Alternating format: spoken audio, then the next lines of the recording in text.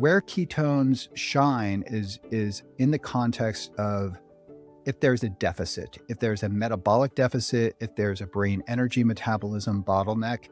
I view exogenous ketones as a powerful tool to further augment the therapeutic efficacy of a ketogenic diet.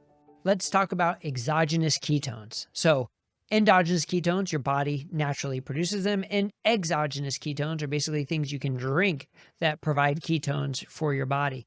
And I'm joined by Dr. Dominic D'Agostino. So if you know, he goes by Dom. He's well known within the ketone world. He's a very well-known scientist, researcher. He's a professor at University of South Florida School of Medicine. A lot of his research focuses on metabolic health, on ketones, on ketogenic therapies, done a lot of work with the Department of Defense and safety in divers and military and hyperbarics and all this exciting, really fascinating work. And how do ketones play into this, really with the goal of being how to treat medical conditions, how to make things safer for a lot of individuals in a number of different areas. And he knows so much about exogenous ketones, which is why I was really thrilled to have him join us to talk about this. Now, he gets into a lot of detail. He knows so much that he gets into a lot of detail, but we try to cover the overarching parts of what are exogenous ketones, why would you use them, which ones would you use? And of course, none of this is medical advice. This is just sort of what he knows about it, all the research and all the knowledge. And we hope it's helpful, and we hope you enjoy this very thorough discussion on exogenous ketones with Dr. Dom D'Agostino. Dr. Dom D'Agostino, welcome back to Metabolic Mind. It's great to see you again. Great to be here. Thank you, Bret, for having me. Oh, my pleasure. It's always a pleasure to talk to you. I mean, you know so much in this just field of metabolic health and ketones and metabolic interventions. So before we jump into the interview, I always like to ask, what is one thing that you think medical science or medical practice gets wrong that you wish were different? Yeah, I have to say the idea that changing your metabolic physiology can change your brain energy metabolism and also the neuropharmacology of your brain.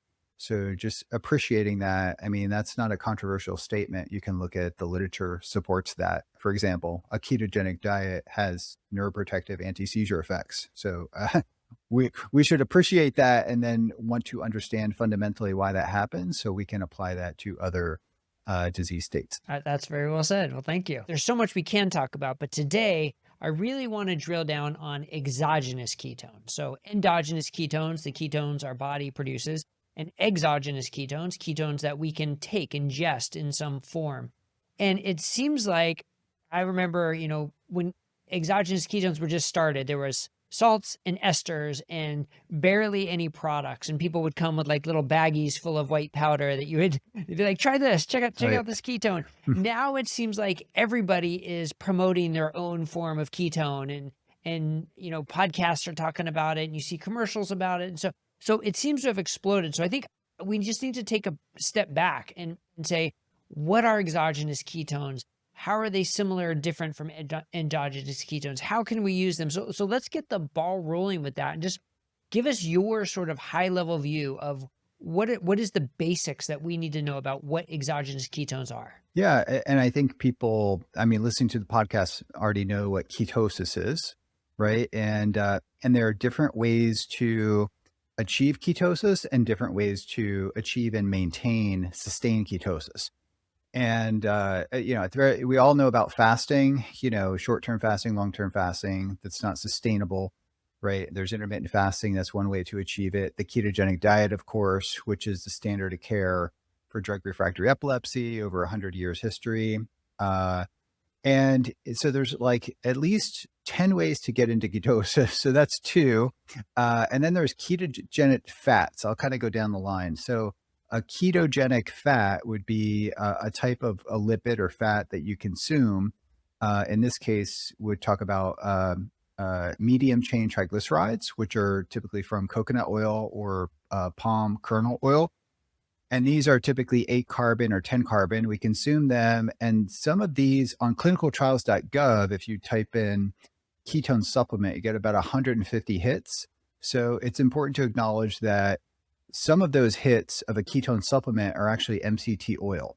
That's a medium chain triglyceride oil. So these MCT oils are often added to ketogenic diets to further augment and enhance therapeutic ketosis. The big difference there is what separates them from other fats is just that they are converted in the liver much more quickly to ketones. Yeah, Is that that's correct? Is that right. a correct statement? Okay. Whereas like Yeah. saturated fats and other polyunsaturated fatty acids aren't converted sort of that efficiently in the liver. Yeah, that's right. And I would go a little bit further that so MCT oil is a saturated fat. So that's important because that can, elevate LDL. And that's another story like coconut oil. Uh, and so it is a saturated fat, but unlike long chain fats, MCT oil goes right to your liver. And the liver does not have the capacity to use ketones as an energy source. It lacks an enzyme, succinyl-CoA transferase. So that actually helps, evolutionarily speaking, the liver's not going to be greedy and suck up nutrients like it does everything else, like amino acids and glucose for glycogen. But it spares the ketones. So it produces ketones. Those ketones get into circulation. And then via the monocarboxylic acid transporter, the ketones get into the brain. So similarly, when you consume exogenous ketones, which we can get to, they do go to the liver and they're minimally sort of processed by the liver, excluding another category I'll talk about. And then they get into circulation and then they become super fuels. They become a source of energy for peripheral tissues, for the heart and for the brain. Skeletal muscle does use some too, the kidneys and different organs. And so there are different classes of ketones. So can we just drink ketones? So to do that, so the ketone in its simplest form is beta hydroxybutyric acid. And if we were to consume, and this was like the first thing I looked at, it's just like, well, just buy beta hydroxybutyric acid. Yeah, try to drink it. It's highly acidic and it's not super bioavailable. And if you were to consume about 10 grams of beta hydroxybutyrate acid, which there are supplements coming on the market that do have acid as a formulation, it needs to be diluted. But if we just consume beta hydroxybutyric acid, it's quite acidic. And a 10-gram dose would transiently cause a metabolic acidosis that would be compensated for in healthy people through respiratory and renal compensation. But if you consume a large amount, and we've seen this in like our animal models, you could have a pretty big anion gap of like, typically it's like 4 to 12. And we've seen it in, 15, 20, like approaching diabetic ketoacidosis if you titrate the levels up. So that may be something that people don't think about. So from my perspective, it's very important to deliver exogenous ketones in a buffer and also make it more stable. And the next category, so we have, ketogenic diets, MCT oil, ketogenic fats, beta hydroxybutyrate, or acetoacetate. So that's something we're also looking at. And then there's beta hydroxybutyric acid salts, BHB salts, and acetoacetate salts we could talk about because they might have applications for seizures. So a ketone salt that's sold in the little packets that people are pushing to replace the ketogenic diet, and there's many, and they do have, a lot of emerging science behind them. So that would be in a category of like bioavailable natural ketones. And so another version we hear about is an ester. So just real Yes. briefly, how is an ester different? Yeah. Okay. So in ester, I think of an ester, a ketone ester, as I actually think of it as a drug, a ketone ester, especially the ones that are commercially available right now. So a ketone ester is you take a ketone and you combine that to a molecule with an ester bond. So that could be glycerol. You could put 3, like a triglyceride. You could have a triester. You could have glycerol, acetoacetate triester. We've working with that. You could glycerol, beta hydroxybutyrate triester. So you drink it, the glycerol gets it gets hydrolyzed off, and then the ketones go into circulation. But one that potentially problematic is the one that many people are using. It's 1,3-butanediol, beta hydroxybutyrate monoester, which we've published on that in different studies, and also 1,3-butanediol acetoacetate diester. So that is 1,3-butanediol is like a pro-drug for ketones, and it's a ketone alcohol. It's technically a glycol or dialcohol. So when you consume 1,3-butanediol is also being sold as a ketone ester. It takes up a large portion of the market share right now.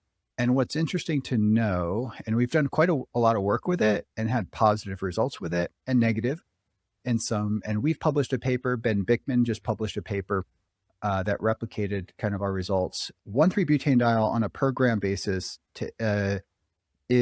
has the same, the liver has to work just as hard on a per gram basis as it does with ethanol. So what does that mean? For a person that's consuming 34.5 grams is the FDA generally recognized as safe level. And if they were to consume that in one dose, about 40% of people experience dizziness. And there are no really long-term studies on this. There's a paucity of long-term studies. There's one case report by Dr. Mary Newport. It's actually her husband had Alzheimer's with a beta hydroxybutyrate monoester. And I think 128-day study that was actually published by the group that makes it. And they reported, dizziness, nausea, things like that with consuming this dose. And you do need 34.5 grams pretty much per day to keep you in a mild state of ketosis. So that makes 1,3-butanediol a bit problematic. In our context, we were using it for military operations. You take a shot of this stuff and then before you go diving. And we never envisioned, 15 years ago, we never envisioned that people would be like buying this and using it as a supplement. So that's a really good point though. So you're talking about the salts, the esters, and then the sort of precursor esters. And those are the ones that are most available probably right now, but also potentially most problematic, which leads to, like you said, a paucity of long-term research on these. So let's step back again and say, well, what are people using them for, and what do we know? So we see them marketed for, weight loss. We see them marketed for brain cognition. We see them marketed for physical performance.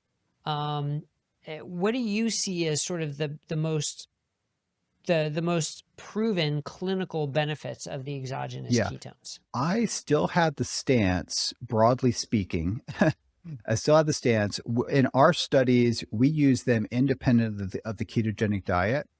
And for example, we did studies yesterday, we're doing them today too in the lab, where we acutely administer them, and within 30 to 60 minutes, animals are put inside a hyperbaric chamber, and at 5 atmospheres of oxygen, it causes a very powerful tonic-clonic, grand mal seizure.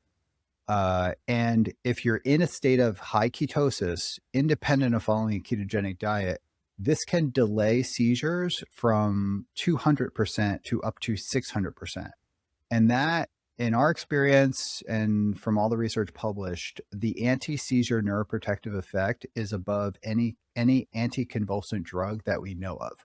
So an exogenous ketone, I always thought that, getting into this before metabolic psychiatry and everything, that why are people not using this for seizures? So the research that was being funded was the Warfighter Dominance Program by DARPA. And there was some compelling data to show that ketone esters could enhance exercise performance, not much, but it tends to enhance exercise performance, not so much in healthier people, but in older people. The new research is showing that they're sort of less robust that we thought it would. And I tend not to talk about performance stuff. I talk more about the therapeutic effects. But where ketones shine is in the context of if there's a deficit, if there's a metabolic deficit, if there's a brain energy metabolism bottleneck. I view exogenous ketones as a powerful tool to further augment the therapeutic efficacy of a ketogenic diet. So in the context of 95% of most applications, the diet is really going to do the big lifting.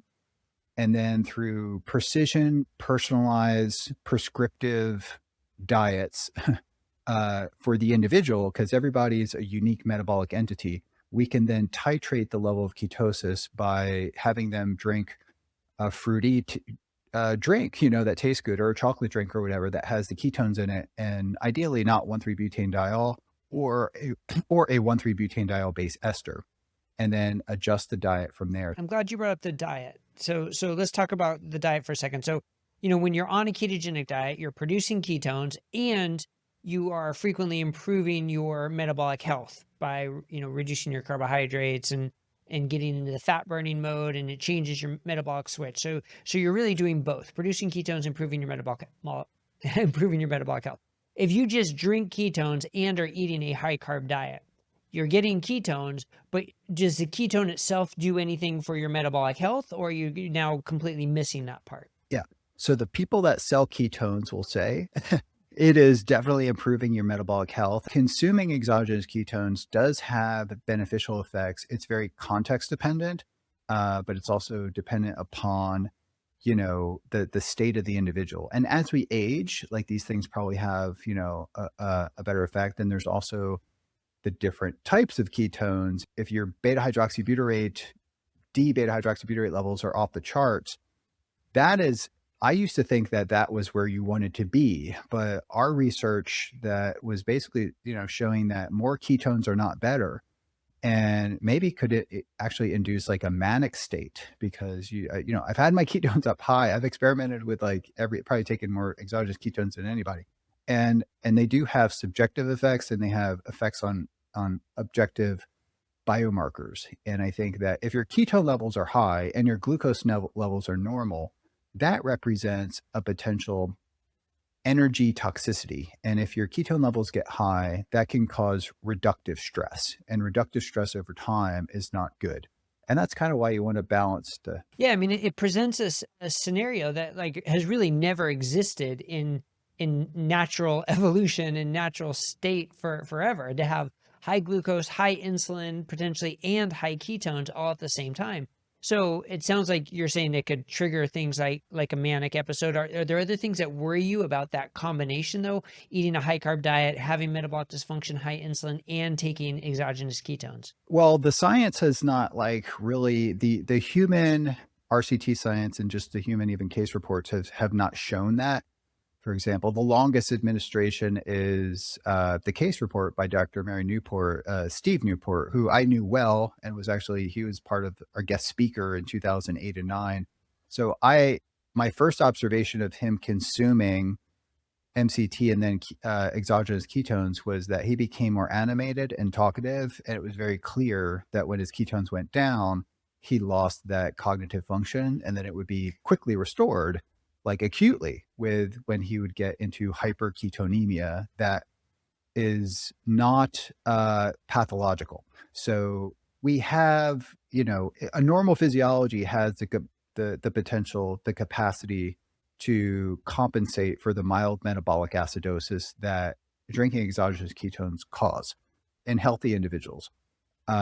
It's also important to acknowledge and we've had posters on this, we haven't formally published it, but others have.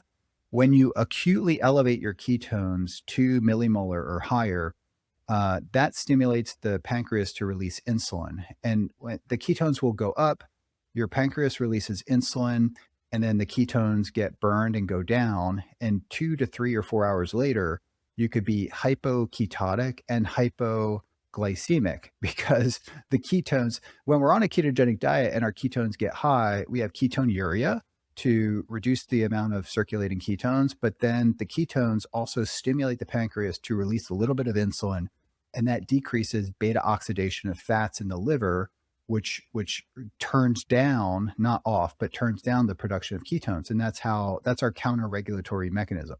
When we chug a ketone ester, this does not happen with the ketone salts because they're self-limiting by the mineral load. So you can only absorb, to really get into that 1 to 2 range. And if you consume even a large dose of ketone salts, you don't have any change in insulin. But when you consume a large dose of a ketone ester, that can pop up insulin. So that becomes potentially problematic, I think. Yeah. And that is a state that we want to avoid. So you could potentially mitigate that by taking smaller doses of exogenous ketones or taking it with food, or just simply, using different formulations of ketones. And the simple thing that, we have done is just you combine exogenous ketones with MCT oil, and then the oil delays gastric absorption. As the ketones are delivered to circulation, you're also delivering a ketogenic fat that stimulates endogenous ketones while you're titrating slowly the exogenous ketones into circulation. So MCT oil, fat, fiber, protein, and MCT oil all make exogenous ketone administration safer. And I think that's probably an important message for people, because some people are fasting and they break you don't want to break your fast with a large dose of the ketones if you're already ketotic. So there's lots of important considerations to understand before jumping into this. Yeah. Well, then that's really important point to make. And so then let's go back to what you were saying, how you see the primary use clinically of exogenous ketones is augmenting a ketogenic diet. And so, we talk a lot about using ketogenic interventions to treat symptoms of mental illness, or to treat epilepsy, or to treat dementia, but also to treat, type 2 diabetes, PCOS, fatty liver, lots of things that those, I guess we have to sort of differentiate. What I'm trying to get at is the brain versus the not brain, right? Is that it seems like ketone levels may be more important for brain-based disorders than for more systemic disorders, liver, ovarian, etc. So do you see a potential for using the exogenous ketones then, if someone's ketones are at 1 or 1.5 and they're trying to treat a brain-based disorders, to use those exogenous ketones to bump them up into the 3 range or something to see if that benefits clinically? So that's going to be very context dependent on the individual. I could say in the context of epilepsy, sometimes it's important to achieve and maintain a ketone level between 3 and 5. And when ketones get below 2 and down to 1 range, you can have breakthrough seizures. We know that for pediatric epilepsy. On the other hand, there's some disorders and situations where when people get above 2 or 3, they just do not feel good. And that's for different reasons. They start to feel a little bit loopy, they get dehydrated. So I think we have to use subjective measures and we have to use objective measurements depending on what you're treating, whether it's cognitive function, whether it's, the PHQ-9 or the GAD-7 test or whatever. And then, those tests should be taken in the context of like knowing what your ketones are and knowing what your glucose is too. And you could use the glucose ketone index, for example, too. And I think that's going to be important. And it could be unique to individuals. It could be unique to individuals, even with the same, psychiatric disorder or pathology. And, but in the context of things like cancer growth and metabolism, which is something that we also study. We recently got an NIH R01 grant to use ketone metabolic therapy with immune checkpoint inhibitors, enhances the adaptive immune response to these drugs. And you want to achieve like low levels, like 1 to 2 millimolar, but you don't want to really get above that. And but therapeutic levels are typically 0.5 and above is clinical ketosis. And you are definitely getting benefits at 1 millimolar. There was an RCT that just came out using just 2 grams of beta hydroxybutyrate, the D and the L enantiomer, and they showed levels or showed performance increases in the psychomotor vigilance test, and also some, maybe some strength improves with the grip test. And that's just 2 grams. And I think these molecules, what was more with the L beta hydroxybutyrate. So when you consume the L, it gets metabolized much slower. And then independent of its energetic effects, it has signaling effects on the body, in particular the brain, because you just get more levels in the brain. So that's an emerging area of science. And I know there's a couple grants and a couple papers that are going to come out that actually looked at the 2 different enantiomers. And I think that's probably important for metabolic psychiatry too, to have different formulations of ketones and to understand so the pharmacokinetics and what it's doing to the brain. Right. Like I've heard that the brain prefers to take up the L more than the D when it's exogenous, but a lot of this seems like it's very early and still needs to be studied more. But I guess I guess let's again take a step back. So if somebody is following a ketogenic diet and trying to treat their psychiatric symptoms, and they wanted to experiment with an exogenous ketone, is there one product you would recommend? And I guess, we don't need to talk brand names, but whether it's the salt, whether it's the ester, it sounds like it's not the 1,3-butane-diol ester. What would you recommend is probably the most effective, safest, easiest to help them experiment to see if they want to bump up their ketones? Yeah. I mean, for just bumping up your ketones, probably the safest thing to use is what has been used for like, over half a century, which is MCT oil. The only problem with that is that you don't want to take MCT oil on an empty stomach because I tolerate it well, but if I wake up fasted, put it in my coffee, there's going to be problems. It's going to be jack. But you want to the registered dietitians, know this too. If they incorporate MCT into the food, and have it with a meal, then you're usually okay. But about 20% of people really can't tolerate it. And I would say quite a lot more. I'd say it's almost intolerable if you consume it on an empty stomach. It's my opinion. I haven't, the literature may say only like 40% of people, but it just seems like it's higher than that. And then the next level would be the beta hydroxybutyrate salts, right? And I don't know if you call this a conflict of interest because I'm in no way, shape, or form like associated with the company, but my wife has a company, Audacious Nutrition, and it's kind of it's a DL beta hydroxybutyrate supplement, and it's kind of the formulation that we've been working with in the lab, the two different enantiomers. So there are ketone salts that are on the market that are D and L. And I am firmly of the opinion, and I've stuck to this for 15 years where, I think for energy, maybe the D beta hydroxybutyrate is more energetically favorable. Although if you look at the ATP levels, using various methodologies, the ATP generation in the cells are kind of the same between the D and the L. So the next MCT and then the beta hydroxybutyrate, the D and the L salts, and they're relatively cheap. You can get them like on Amazon. And then there's, I guess I kind of have to stop there. And then there's the ketone acids too. The beta hydroxybutyrate D and the L acids are now being marketed. And I've experimented with them and they actually work great if you mix up DL beta hydroxybutyrate salt. Actually, I have that right here. And then you get, 5 to 10 grams of that and then mix in the acid and the DL acid and you drink it. And as I'm wearing a continuous ketone monitor, you can elevate that and sustain levels for hours at a time. And I think the acids too are a player. I'm of the opinion that exogenous ketones as a monotherapy, as an individual molecule as a monotherapy is not very good. It's much better when you combine different forms. Like if you can mix MCT with a DL beta hydroxybutyrate salt and then maybe titrate in a little bit of acid.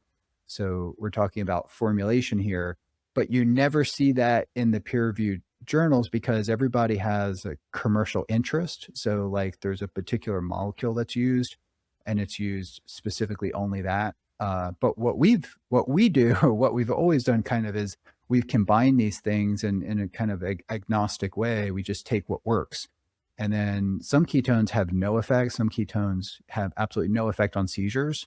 Some ketones have no effect on anxiolytic effect. But some formulations are remarkably effective when others have little or no effect. And I think that's important to know. Yeah, and since you're talking about the research, there's obviously so much fascinating research being done, including in your lab.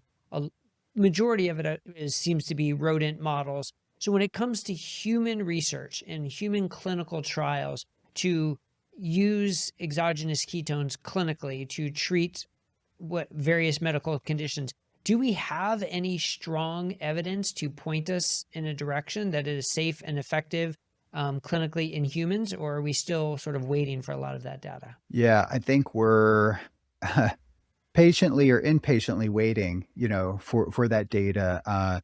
There are a number of RCTs out there, clinical trials out there, but typically a smaller population. The sample size is pretty small. But what we could say is that, I think I'm comfortable saying that if you elevate your ketones using exogenous ketones within the 1 to 2 millimolar range, you're going to get subjective and objective benefits to that. And that probably is, you'll achieve that independent of the diet in specific contexts.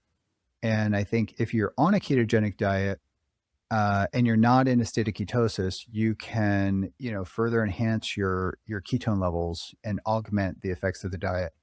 Uh, a very strict ketogenic diet caused some what is viewed by the medical community as an atherogenic effects on my lipid profile.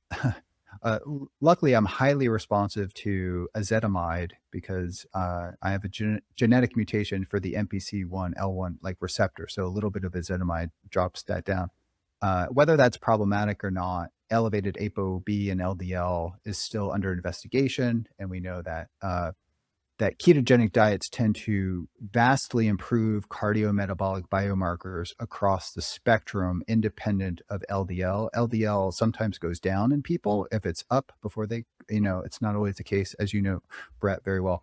But one trend that I think is worth considering for a clinical trial is a low carb Mediterranean diet that has a variety of different foods, but caps carbohydrates at 60 to 80 grams per day, with like 1/3 of the carbs, in the form of fiber. So just, fruits and vegetables, probably, fruits, which I consume quite a lot of. And I'm always hovering on that 0.5 line of ketones throughout most of the day. And then I bump it up to like 1 millimolar on most days. And that could be achieved with MCT or just 2 or 3 servings of a ketone salt taken with meals. And then I'm getting sort of the potential benefits of ketones. And we know there's anti-inflammatory effects, there's, the brain energy, and there's across the board. So Yeah, so you're talking about how you use them. So let's get into that a little more. I'm curious about the Dr. Dom regimen. So yeah. what do you take? When do you take it? And why do you take it? If you don't mind sharing.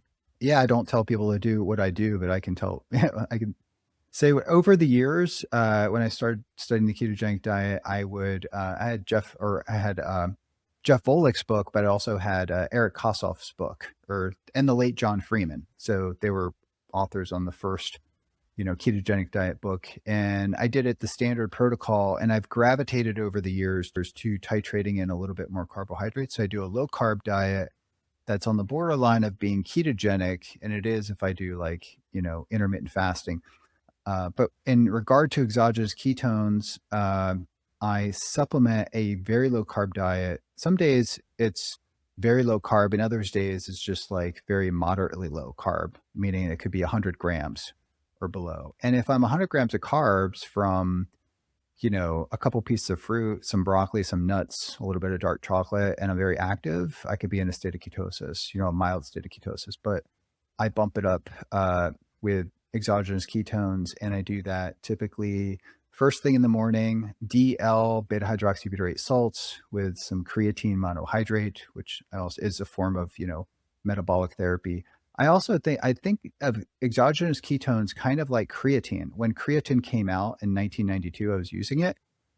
And in 1995 or 6, I wrote about it in like my exercise physiology in my final exam. We had to do an ergogenic aid, but the science was not there, so I didn't get any credits for that. But it did take about 10 years of research. And I think there's 600 randomized controlled trials or more with creatine monohydrate to get acceptance. It took about 200 peer-reviewed studies to get acceptance for sports and performance. And now we have about 600 clinical publications with creatine monohydrate. And now it's actually exploded because it jumped out of the sports world and out of the musclehead bodybuilding world. And now people are using it for depression and sleep deprivation and cognitive function in elderly. So I see ketones maybe taking that track too. And I think for that to happen, of course, we need good peer-reviewed studies that are human randomized controlled studies. And but what's a little bit different with exogenous ketones is that there's all these different formulations. And also to make matters a little bit more complicated is that, we have lots of different exogenous ketones that like I've not even talked about yet that look great on paper, and they look great in cell-based assays and animal models and pharmacokinetic studies and some disease models, but no one even like knows about these molecules yet. Well, let me ask another question about how you use them then. I mean, you're known obviously for your research and your intellect, but also for your powerlifting. I mean, you're a big guy. You lift a lot of weights. You're very strong. Do you think ketones help you with that, or do you take them completely for other reasons, not to do with your weightlifting and athletic performance? Yeah, I mean, to be honest, I got into ketogenic diets and exogenous ketones during a time where I had to do intense amount of work in the office, transitioning to a tenure track position. And I think I also got really into fasting and intermittent fasting, and I spent long days in the lab and at the desk in a state of ketosis. And I feel that it gave me that sustained energy to do very long days, to do grants and experiments and, doing what you have to do to sort of make it through academia. So in that, it gave me like an advantage. I think like over the years, it has helped me reduce the massive amount of food that I would typically eat when I was really into like powerlifting. I could eat like a fraction of what I typically eat, stay in ketosis, and it would maintain my strength and also my blood work and longevity markers, I think, look better too. At the conference, Lily did the CIMT scan, the carotid intima thickness scan. Yeah, Dr. Johnson, Lily Johnson. And, my vascular age was 34 and there was like nothing, no plaque at all to be seen. So I was a little bit nervous because I had went many years on a ketogenic diet where my ApoB was like 160 for a long time. My LDL was in the 300s for a very long time. And, I was a little bit concerned because my LP little a was also a bit high, but HSCRP is like non-detectable, triglycerides super low, hemoglobin A1C. Right, and your metabolic health was Yeah, perfect, right? Your metabolic health was ideal during but that time. So, I mean, that's telling us a lot about the balance between ApoB, LDL, and metabolic health, inflammation, et and that's cetera. me, but at the same time, there's so much information and I'm in a conventional, medical and we teach LDL bad, like this is, and some people could be worse than others. So I was I was a little bit like today I got blood work back.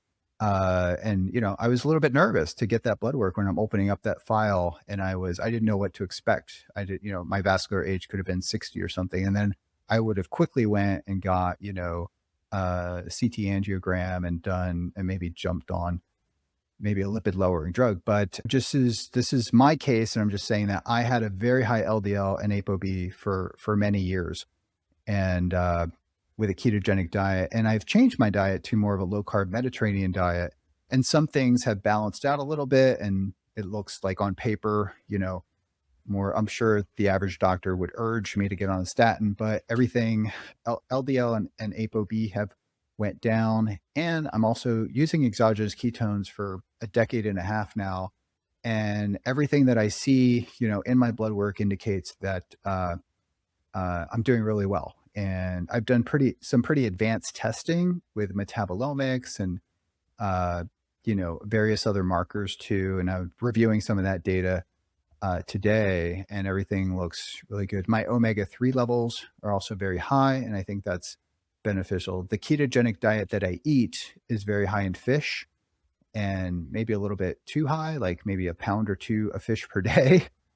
For many years, but I check heavy metals and they came back like either low or non-detectable. But I do stick to sardines and mackerel. But I think if I may just have a good detoxification or just I clear these things faster. But when people are, favor diets that are like super high in fish, like I'm eating like 6 to 8 servings per day of fish, at least every day, for like a decade now. And that could be rather extreme, but I think that, and a ketogenic diet is rather extreme. So that's why I tell people that when you jump, if your normal diet, if a ketogenic diet is quite different than your normal diet, you do want to get, your comprehensive metabolic panel, CBC, and just standard blood work and just stay up on, you know, all the tests to ensure, because some people will have different responses. Yeah, no, that makes sense. That makes sense. And really interesting to hear you've been on exogenous ketones for a decade and a half, because I'm sure, people will quickly point out, oh, well, there's no long-term research. And that's true. There isn't long-term research, but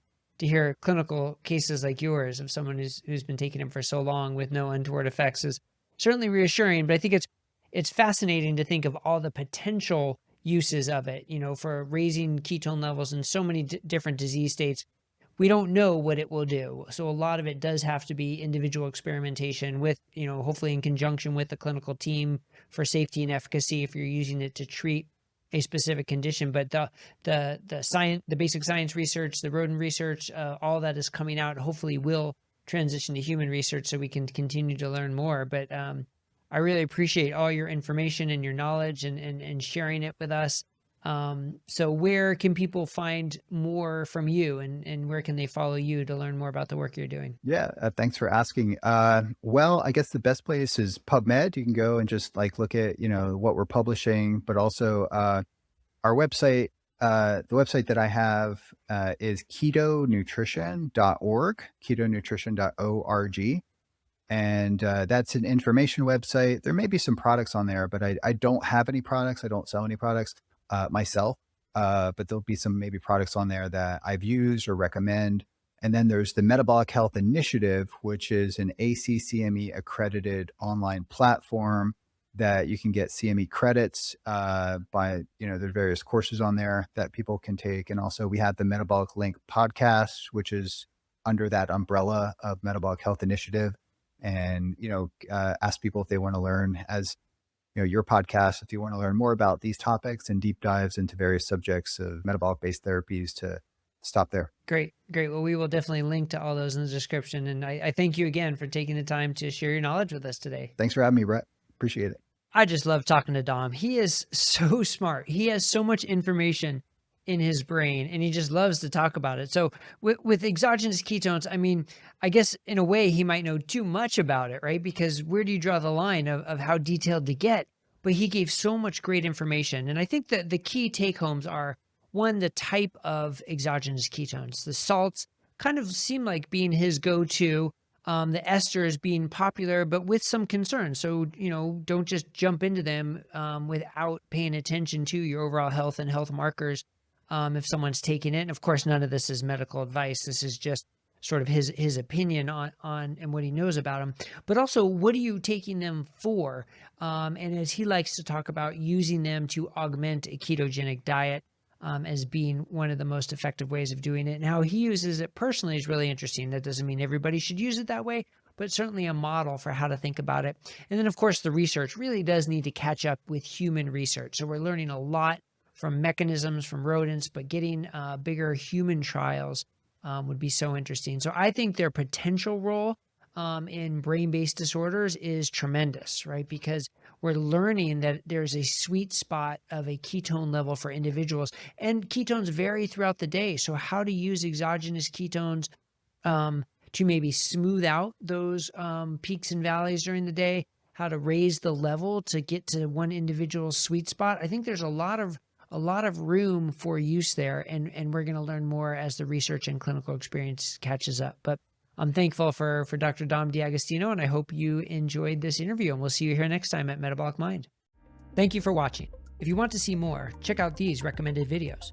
Also, if you haven't already, don't forget to subscribe to our channel to stay up to date with our content and help us expand the movement. And if you want to sign up for our newsletter, access our resources, read the latest research, or check out the Think Smart framework, click here to visit our website.